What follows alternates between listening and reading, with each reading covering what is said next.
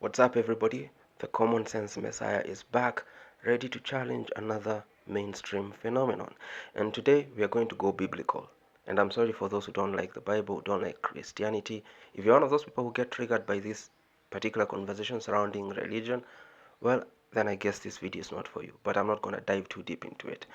But today I want us to discuss feminism from a biblical perspective and not in the context that you people think, but something very different. I'm going to justify it and the reason why it exists in the manner it exists, but following the template of the Bible.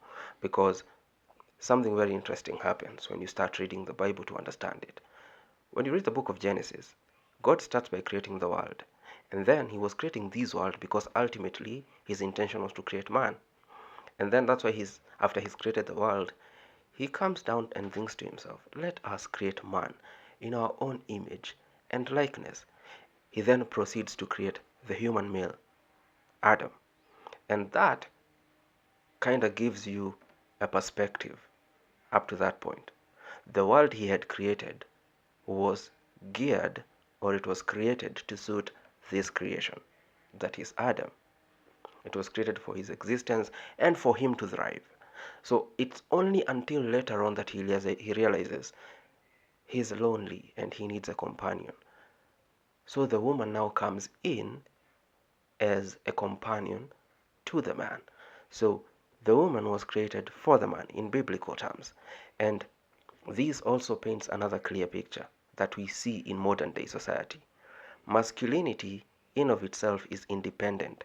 It doesn't need anything to thrive, which is why men who have a family versus men who don't have a family, they never tend to have that big of a difference. They are all masculine. However, femininity can only thrive where it is validated by masculinity, because that was its whole point. The whole point of femininity was to be compatible and to be complementary to masculinity. And as it so happens, because God created this world with Adam in his mind, for you to thrive in this world independently, regardless of your gender, you have to be masculine, because that was the original template, which is why we see feminism taking shape in the manner that it does. For a woman to survive and thrive in this world, independent of a man or masculine energy in her life, she needs to develop some very masculine traits herself. Why? Because the world was designed for the man. Surprising? Sure. But is it consistent? It is. Think about it. 90% of the inventions we see in the world today, the built environment, the comforts, the conveniences that we now enjoy in life, be it electricity, air conditioning, all these infrastructure that we see, it's all been done by men. Why? Because that was how it was always meant to be. God had imagined of himself when he was creating man, a creator, a leader, a dominant species that is also meant to produce from itself in terms of creating. So, and that's why we see the world as it is today. Men have formed 90% of the innovations, and depending on whatever part of the world you come from, we have had about 70, 50, 30, in some places 20 years of women having equal rights. Depends on the part of the world you're coming from. Some might even have it for longer, like 80 or even 100 years of women having equal rights. And in all those years, you'd have thought that maybe, given that we are in the modern era, the women would have caught up into having an almost equal contribution in terms of the built environments that we see that is equal to men. But they haven't. Why? That is not their frame of existence. But for them to survive and thrive in this world, they need to be masculine. So they tend to develop tendencies like being aggressive, being ambitious, being go-getters, which is, okay, another word for being ambitious. They also tend to develop some very egotistical mentalities. That me, and wanting to dominate spaces, right?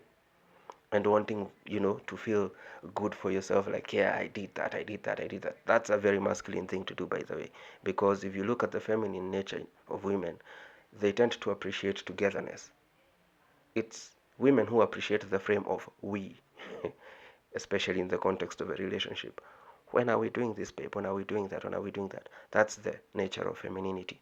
For a man is, I conquered this deal today. I conquered this territory today. I did this. I built this. I invented this. That has always been the frame of the masculine, because the purpose of the man exists independent of the woman.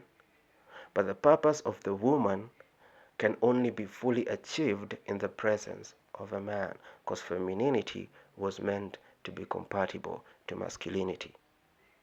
What are the dangers of what we see today? The dangers of what we see today is that feminism is being overly preached as a good thing, because women can now be independent. But what are we seeing as a result of it? The world is very hostile to women. Yeah?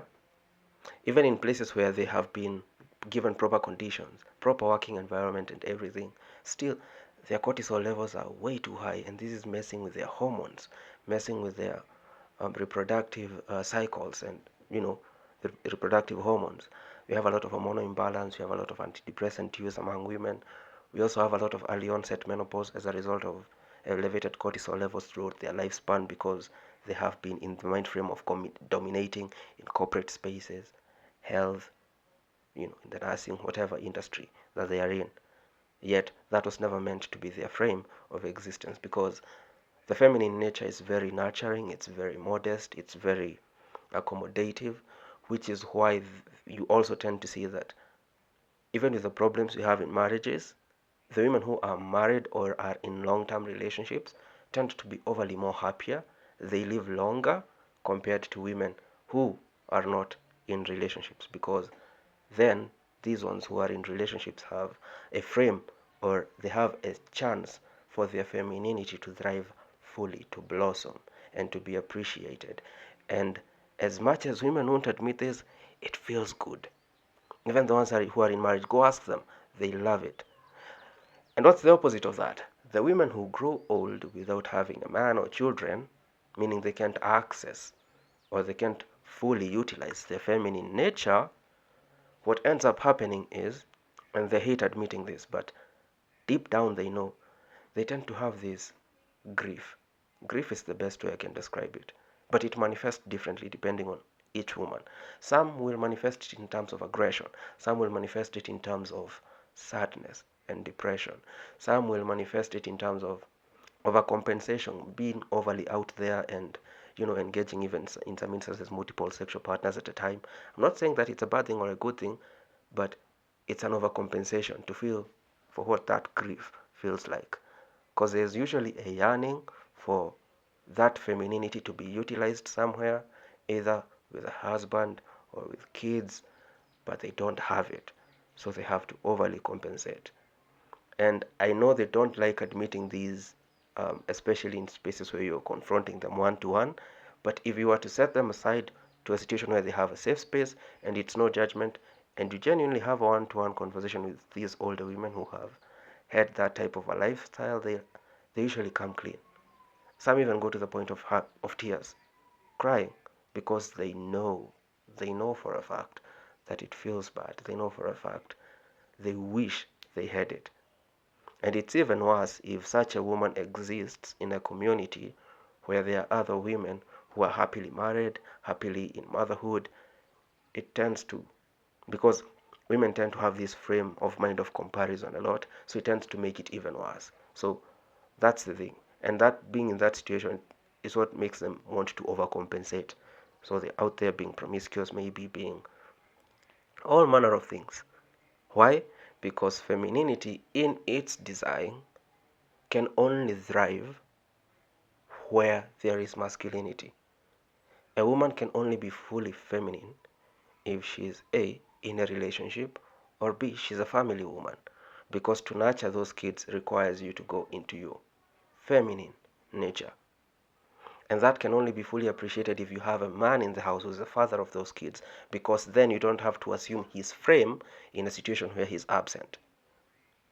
So you see what I'm talking about? Because the world as it is, it was created for the masculine energy to be the primary driving force. Quite unfair? Sure. But is it what it is? It is what it is. And I know some of you might disagree with me, but genuinely think about it. Where has femininity ever thrived without ever being attached to a man? Think about it. When has a woman ever been truly, fully in her feminine nature, except for when she's in a relationship with a man she loves? But for a man, whether he's independent or in a marriage or not in a marriage or whatever situation, his masculinity will still exist and it will even dominate. And to make it even a bit further, yeah, these men who discover their purpose early and pursue it, family only or being in a relationship only dilutes their masculinity because now they have to accommodate the feminine energy.